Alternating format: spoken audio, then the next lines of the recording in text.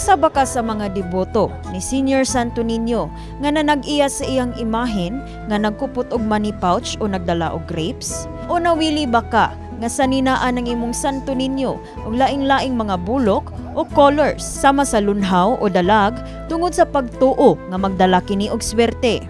Pahimangno sa kadagkuan sa Basilica Minore del Santo Niño nga angay na kini nga hunungon tungod imbis swerte basin daotang espiritu o mga demonyo ang imong madani sa imong panimalay ug trabahoan. Nga kani manggong mututuot og charm, this is an opening, no, to the devil, manggod, no. What would make an image demonic is when it's used not for its, when the image is used not for its sole purpose of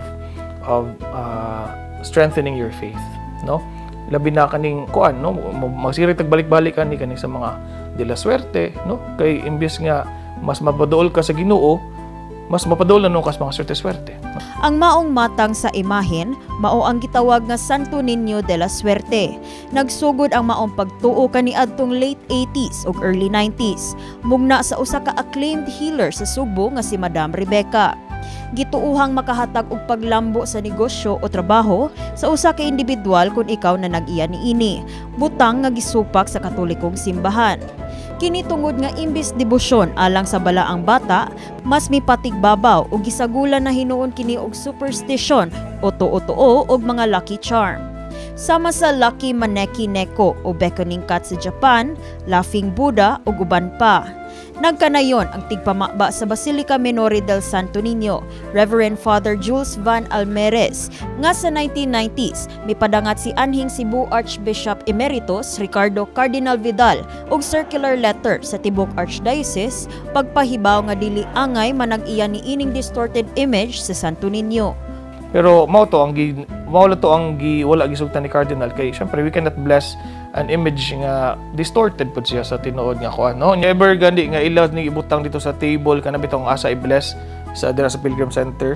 We would ask them who the owner is tapos amo ibalik sa ila, no. We cannot bless this image. Sa pagsusi sa MyTV Cebu News Team gawa sa Basilica, nasuta gihapon nato ang pagbaligya sa De La Suerte nga rebulto ug nakalaing-laing color sa sinina sa Santo Niño.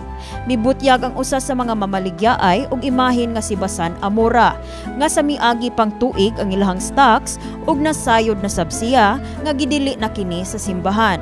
Gani, bisag sa iyang pagpahibaw sa iyang mga customers kalabot ni ini, sagad gihapon kanila mopalit sa maong matang sa Santo Niño. Kini ko mga bligya ato mayagi pa mo kuning nga tuig nya di kalikayan ba nga kanang namay mo aray mo order bitaw nya. Di kalikayan yo mo nagi mo kuan mo palit ubang gani. Ilalis yun kay ilalagi devotion ba kana business nya kanang yellow para sa kalinaw. Gawa sa Santo Niño de la Suerte, giawhag sab sa simbahan nga likayan ang pagsinina og laing bulok sa Santo Niño, ilabi na kun kini nagpasabot og sa materialism ug pagpangwarta.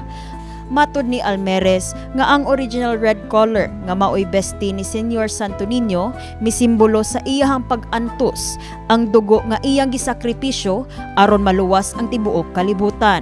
Numero na noon og kanang saglan-saglan nila og superstition ning kaning pagka ato ang devotion ba sa Santo Niño, no, which is precisely against our faith, no. Kay sa Catholic faith manggod we only depend on the grace of God, no. Dili man ta motuwan ng mga superstitions, dili man ta motuwan ng mga paswerte-swerte. Actually narin na sa 10 commandments, no.